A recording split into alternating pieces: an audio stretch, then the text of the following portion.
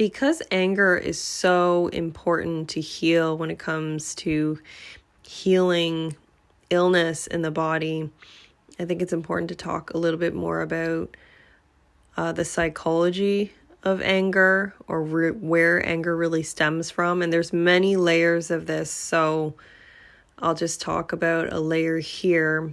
And it all comes from needs and expectations. The stronger our emotional needs are, and the stronger our expectations are of the other person, then we will get angry if those needs and expectations are not met.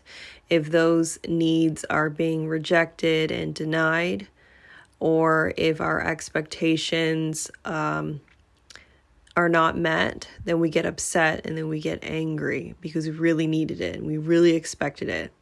So it's very useful to work on the concepts that are presented in mindfulness and Buddhism, because it's all about releasing expectations. And emotionally, we have to learn to meet our own needs. And oftentimes this comes with a lot of grief, because when we have a lot of unmet needs from childhood and pain on top of the unmet needs, there's a massive amount of grief work to be done to heal, for example, personality disorders like narcissism and codependency, because they share the wound of strong unmet needs.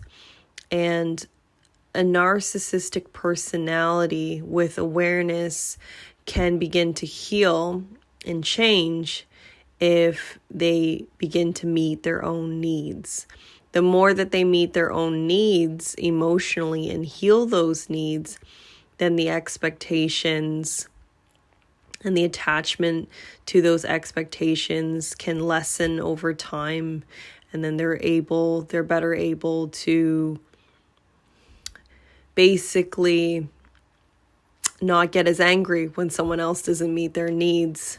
And when the other end of the relationship, the codependent person, when they work on meeting their needs, or even just work on their needs in general, and they know that they're not responsible for meeting the needs of the narcissistic person, then they can begin to heal from forms of anger and resentment.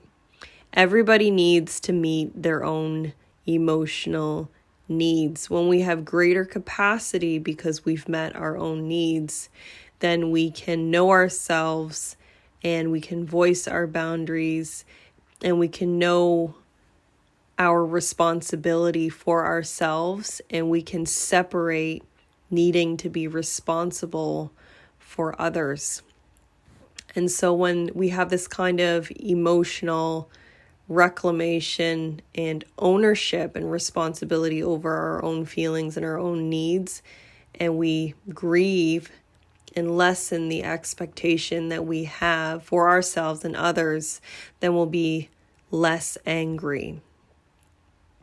So I hope that helps you understand more of like the psychology behind anger and how we can begin to heal our anger. Thank you for tuning in, and I will see you in the next audio.